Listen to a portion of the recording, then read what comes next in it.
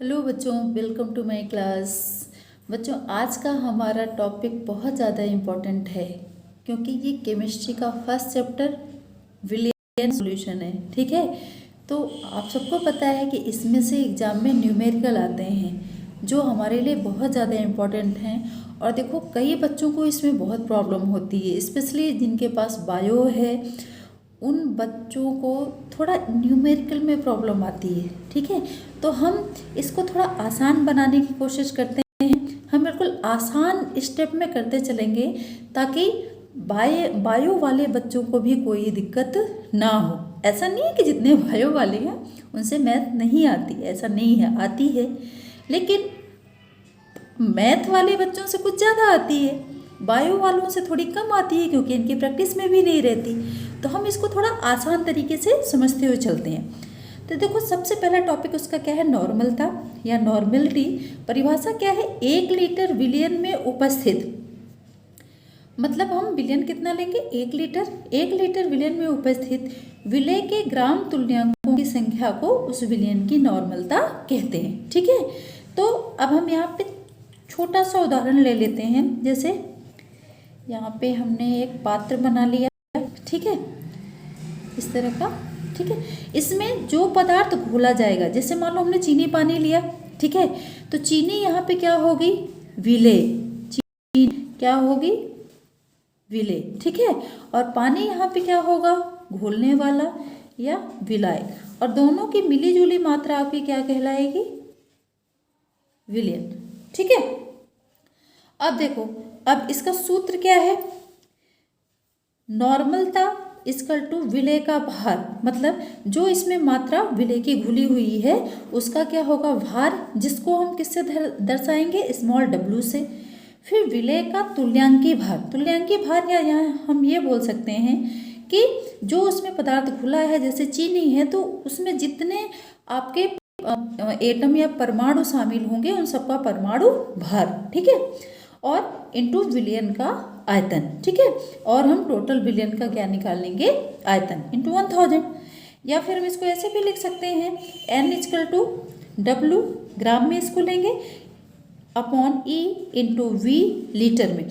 या तो देखो बच्चों, यहाँ पे हम 1000 लिखेंगे तब यहाँ पे लीटर नहीं लिखेंगे। ठीक है, लेकिन यहाँ पे हमने 1000 नहीं लिखा है तो यहाँ पे हमने क्या कर दिया, लीटर। ठीक है, तो लीटर क्या दर्शाएगा कि इसमें देखो 1 लीटर में कितने मिलीलीटर होते हैं, तो 1000 होते हैं। या तो आप 1000 लिख दो या यहाँ पे क्या लिख दो, लीटर। ठीक है, तब यहाँ पे देखिए, हम उदाहरण से इसको समझते हैं। उस विलियन की नॉर्मलता निकालिए जिसके 250 मिलीलीटर जलीय विलियन में सोडियम हाइड्रोक्साइड के 5 ग्राम विलीन हों। ठीक है, इसकी नॉर्मलता निकालनी है जिसके 250 ml। ठीक है, मतलब जलीय विलयन की मात्रा इसने कितनी दी है, 250। और यहाँ पे जो विलय जो घुला हुआ है वो क्या है, सोडियम हाइड्रोक्साइड। कितने ग्राम घुले हुए हैं इसके, 5 ग्राम। ठीक है, तो बच्चों सबसे पहले हम यहाँ पे किसका भार अणुभार निकाल लेंगे, सोडियम हाइड्रोक्साइड का। ठीक है, तो जैसे कोई भी कंपाउंड दिया रहता है ना, तो सबसे पहले उसका अणुभार आना चाहिए आपको कि अणुभार कैसे निकालते हैं। ठीक है, और प्रत्येक जो एटम या परमाणु होता है उसका अणुभार कितना होता है। ठीक है, तो सबसे पहले यहाँ पे देखो NaOH, तो यहाँ पे देखो सोडियम का भार कितना है, इसका परमाणु क्रमांक 11 होता है और परमाणु भार इसका कितना होता है, 23। ठीक है, फिर आपका आता है ऑक्सीजन का परमाणु क्रमांक कितना होता है, 8, परमाणु भार 8 दूनी 16। ठीक है, फिर किसका, हाइड्रोजन का, तो देखो हाइड्रोजन का कितना होता है, परमाणु क्रमांक 1 और परमाणु भार भी कितना होता है, 1। अब आगे, ये तो हमारा आ गया क्या, अणुभार। अब इनको टोटल कर लेंगे बच्चों, तो 6 3 9 और 1 10, 2 1 3 1 4, तो टोटल आपका कितना हो गया, 40। मतलब सोडियम हाइड्रोक्साइड का अणुभार कितना निकल के आया, 40। ठीक है, इतना निकल आया। अब चलो यहाँ पे हम बच्चों नॉर्मलता का सूत्र देख लेते हैं क्या है। तो आपको अभी हमने बताया था, नॉर्मलता इक्वल टू विलय का भार ग्राम में, फिर अपॉन क्या हो जाएगा यहाँ पे E इंटू वी, किस में, लीटर में, ठीक है, लीटर में। ओके, तो अब यहाँ पे देखना स्मॉल डब्लू बच्चों हमारे पास क्या है, यहाँ पे देखो कितना दिया है, विलय का भार कितना दिया हुआ है, सोडियम हाइड्रोक्साइड के 5 ग्राम विलीन हो, तो मतलब विलय का भार यहाँ पे कितना है 5 ग्राम। तो देखना बच्चों यहाँ पे डब्लू, स्मॉल डब्लू बराबर क्या हो जाएगा 5, ठीक है। फिर आपका क्या दिया हुआ है तुल्यांकी भार, तो तुल्यांकी भार सोडियम हाइड्रोक्साइड का क्या निकाला हमने 40। यहाँ पे विलय आपका क्या है, पानी में कौन विलय है, सोडियम हाइड्रोक्साइड, तो इसका भार कितना है विलय का 5 ग्राम, अणु भार कितना है जो भी निकाला कितना 40, तो यहाँ पे आपका E इक्वल टू कितना आ जाएगा 40, ठीक है। इसके बाद बच्चों आपका जो ये आयतन है, आयतन किसका आयतन, विलयन का, तो विलयन का आयतन कितना दिया हुआ है 250 मिलीलीटर, कितने में 1 लीटर अगर विलयन, हमने परिभाषा तो यही पढ़ी थी ना कि 1 लीटर विलयन में उपस्थित विलय के ग्राम तुल्यांकों की संख्या, ठीक है। तो 1 लीटर जलीय विलयन में कितनी मात्रा दी हुई है 1 लीटर में से 250 ml, ठीक है। तो हम क्या करेंगे यहाँ पे देखो, इसको हम मिलीलीटर में, ये मिलीलीटर में है तो हम लीटर में कन्वर्ट करने के लिए इसको क्या करेंगे बच्चों 250 दिया है तो नीचे हम क्या कर देंगे इंटू 1000। ये वैसे ही होता है जैसे आपके परसेंटेज निकलते हैं ना, टोटल नंबर नीचे और बाकी जो आपके नंबर आए होते हैं वो कहाँ हो जाएंगे ऊपर, फिर हम डिवाइड कर देंगे तो हमारा क्या निकल आएगा परसेंटेज। तो इसमें भी ये टोटल विलयन की मात्रा कितनी 1000 मिलीलीटर और उसमें दिया कितना है 250, तो हम इसको डिवाइड कर देंगे तो हमारा जो एक्चुअल विलयन की मात्रा है वो निकल आएगी। तो इससे ये कट गया। जब हम इसको डिवाइड करेंगे बच्चों, हम देखो चलो हम इसको समझा ही देते हैं कैसे डिवाइड करेंगे। यहाँ पे हम देखते हैं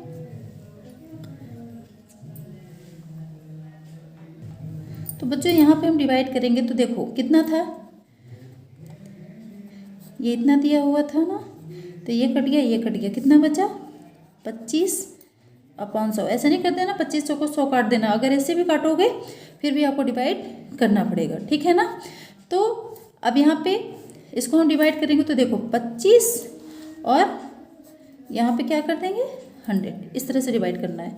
तो कितनी बार भाग नहीं जाएगी 0 पॉइंट, फिर कितनी बार यहाँ पे 0 आ जाएगा, ठीक है, यहाँ पे पॉइंट रख दिए तो कितनी बार जाएगी 2 बार, 100 2 के 200, तो यहाँ पे कितना आ गया 50। अब 1 0 और तो यहाँ पे कितना आ गया 0.25। क्लियर है ये, ठीक है। तो ये समझ में आ गया ना कैसे काटते हैं। तो यहाँ पे आपका कितना आ गया 0.25। अब नॉर्मल, अब आप मान रख दो किसमें, सूत्र में, ठीक है। तो सूत्र में मान रखेंगे बच्चों, तो यहाँ पे देखना W कितना है आपका 5/E कितना है 40 इंटू आपका आयतन कितना निकल के आया बच्चों 25, ठीक है। तो अब बच्चों इसको काटोगे, जब इनको काट दोगे तो आपका आंसर कितना निकल के आएगा 0.5, ठीक है ना। तो ये चीज़ ध्यान रखना, अगर हम इसको काटते हैं तो हमारा आंसर कितना आता है 0.5, और ये आप कैलकुलेट करके निकाल लेना, ठीक है, क्योंकि एग्जाम में आप कैलकुलेटर लेके नहीं जाओगे, आपको अपने से ही कैलकुलेट करना पड़ेगा।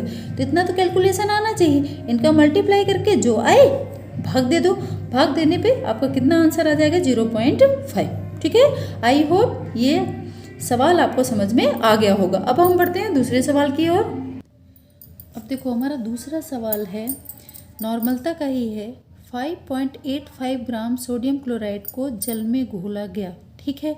यहाँ पे विलय क्या है सोडियम क्लोराइड, कितना घोला गया 5.85 ग्राम, ठीक है। अब यहाँ पे नॉर्मलता का मान दे रखा है, देखो कितना है N/10 सांद्रता का विलयन बनाने के लिए प्रयुक्त जल का आयतन बताइए, ठीक है। तो पहले वाले में क्या पूछा था, पहले वाले में तो नॉर्मलता पूछी थी, इस बार आपको नॉर्मलता दे रखी है, क्या पूछा है जल का आयतन मतलब V, ठीक है। यहाँ पे सवाल करने के लिए सबसे पहले ज़रूरी ये है कि आप इसमें जो लिखा हुआ है विलय क्या है विलायक क्या है इन चीज़ों को समझो, ठीक है। तो 5.85 ग्राम सोडियम क्लोराइड को जल में घोला गया। अब इसमें आपकी नॉर्मलता दे रखी है, आपका क्या दे रखा है विलय दे रखा है, आपको यहाँ पे क्या निकालना है कैपिटल V। ठीक है, तो अब यहाँ पे हम इसको कर लेते हैं जल्दी से। तो यहाँ सबसे पहले आपको पता है हमें क्या निकालना है, सोडियम क्लोराइड का अणु भार। ठीक है, तो सोडियम क्लोराइड का अणु भार या तुल्यांकी भार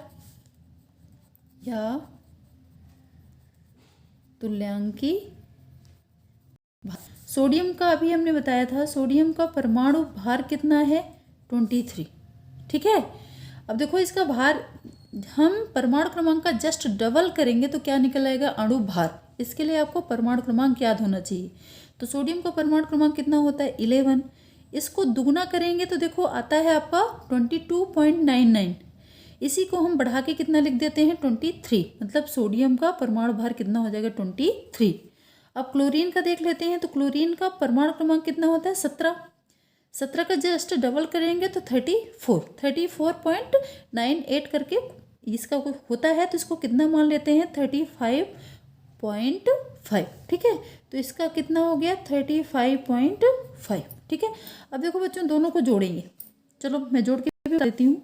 देखो 35.5 और क्या है आपका 23, पॉइंट के नीचे पॉइंट, यहाँ पे 0 रख देंगे।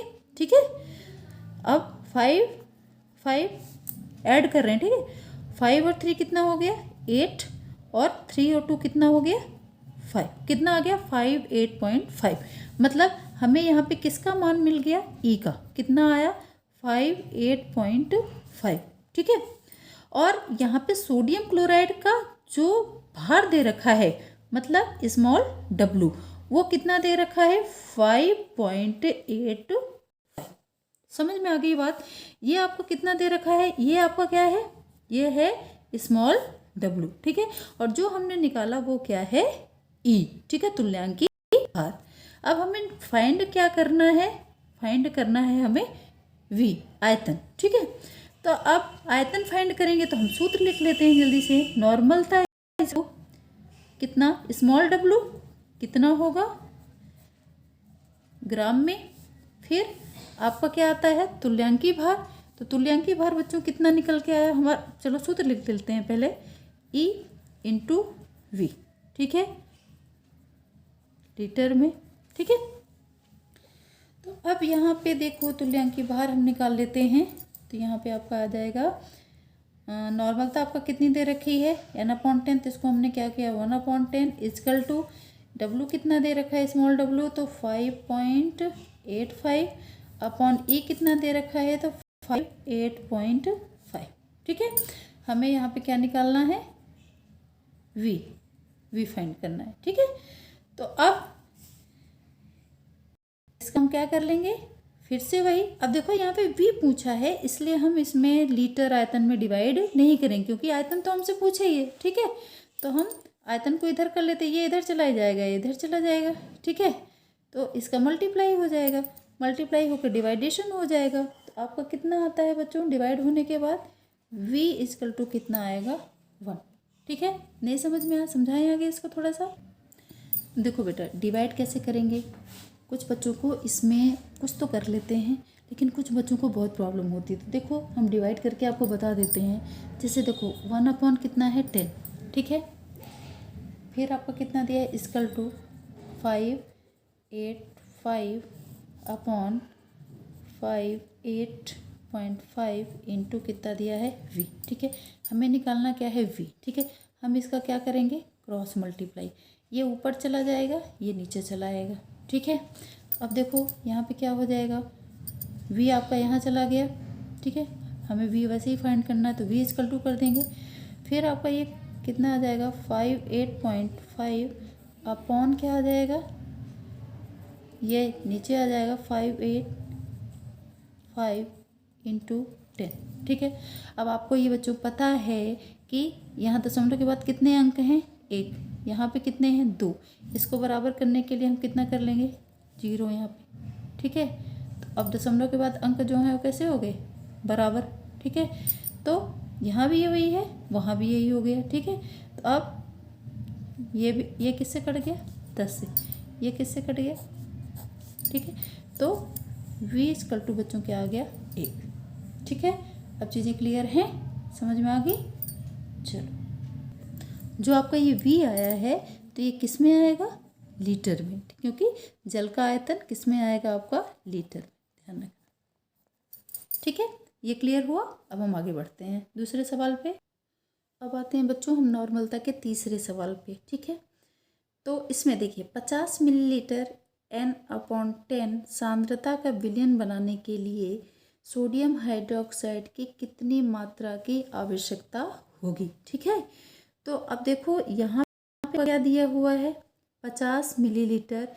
यहाँ पे ये क्या है, ये तो आपकी नॉर्मलता हो गई। ठीक है, ये किसका मान हो गया, N का। ठीक है, और 50 मिलीलीटर दिया है तो यहाँ पे आपके V का मान, मतलब यहाँ पे किसका मान दिया है, विलियन का। ठीक है, 1000 में से कितना दिया हुआ है, 50। ठीक है, ये हो गया। सांद्रता का विलयन बनाने के लिए सोडियम हाइड्रोक्साइड की, मतलब यहाँ पे क्या पूछा है बच्चों, स्मॉल w।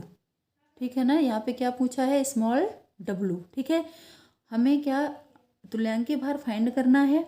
ठीक है, मतलब वो अभी हम निकालेंगे। आपका आयतन कितना दिया हुआ है, 50 मिलीलीटर, और आपकी नॉर्मलता कितनी दी हुई है, N/10। ठीक है, पहले वाले में हमने क्या निकाला था, V निकाला था। ठीक है, इस वाले में हम क्या निकालेंगे, स्मॉल w। ठीक है, तो सबसे पहले वही सोडियम हाइड्रोक्साइड का अणुभार, सोडियम हाइड्रोक्साइड का अणुभार। ठीक है, तो अभी हमने बताया था, सीधे सीधे हम लिख लेते हैं, कितना, 40। ठीक है, कैसे आया वो आपको हम बता चुके हैं पहले। अब यहाँ पे हम नॉर्मलता का सूत्र रख देंगे, कितना, small w upon E into V। ठीक है, यहाँ पे लीटर में। ठीक है, अब N हमारा दिया है कितना, 1/10 कर लिया हम इसको, इक्वल टू स्मॉल w आपका कितना दिया हुआ है, नहीं दिया हुआ है, इसको तो हमें फाइंड करना है, इसको हमें फाइंड करना है। ठीक है, हमारा E कितना दिया हुआ है, अणुभार कितना दिया हुआ है, 40। आयतन, तो आयतन के लिए फिर से वही करेंगे, क्या, यहाँ पे देखो 50 अपॉन कितना हो जाएगा, 1000। जब इसको हम बच्चों डिवाइड करेंगे तो ये आपका कितना आ जाएगा, 0.05, 0.05। ठीक है, क्लियर है ये। तो अब इसको डिवाइड करके देख लेना, पहले हमने बताया था 5 में इसका भाग दे दो, तो भाग देने से जो आएगा वो इतना आएगा। ठीक है, तो यहाँ पे इंटू कितना लिख लेंगे हम, 0.05। ठीक है, फिर से वही, अब इसको हम फाइंड करेंगे तो हमारा आंसर निकल के आएगा बच्चों 0.5। ये हमारा क्या हो गया आंसर, नहीं नहीं नहीं नहीं बच्चों, 0.2, 0 पॉइंट कितना आएगा, 2। ठीक है, मिस्टेक नहीं करना, 0.2। जब इसको आप काटोगे तो आपका कितना आ जाएगा, 0.2। ये 10 कहाँ चला जाएगा, ऊपर चला जाएगा। काट के दिखाऊं, चलो मैं काट देती हूँ, आप लोग ज़्यादा परेशान मत हो। देखो यहाँ पे ये आपका जो दिया है 1/10 इक्वल टू W/40 इंटू 0.05। ठीक है, तो हम W निकाल रहे हैं तो ये इधर चला जाएगा और ये इधर चला आएगा, तो आपका W इक्वल टू कितना हो जाएगा, 10। ठीक है, अपॉन 40 इंटू 0.05। इन दोनों को मल्टीप्लाई करके इसको डिवाइड कर दो तो आपको कितना आ जाएगा, 0.2। क्लियर। तो देखो नॉर्मलता के 2 सवाल आपके, 3 सवाल हो जो आपके एग्जाम में लगभग हर साल ही पूछे जाते हैं। ठीक है, हम ये नहीं कह रहे कि तीनों आएंगे, लेकिन ये मोस्ट इम्पॉर्टेंट न्यूमेरिकल्स हैं। अगर इन न्यूमेरिकल से आप प्रैक्टिस करते चलोगे तो एग्ज़ाम में ये ज़रूर देखने को मिलेंगे। आपको पता है कि केमिस्ट्री के पेपर में 3 से 4 न्यूमेरिकल आते हैं, तो अगर आपने बच्चों 15 से 20 सवाल की लगातार कर ली ना 1 से 1.5 महीने में, तो आपका तो मतलब कोई न्यूमेरिकल छूटेगा ही नहीं।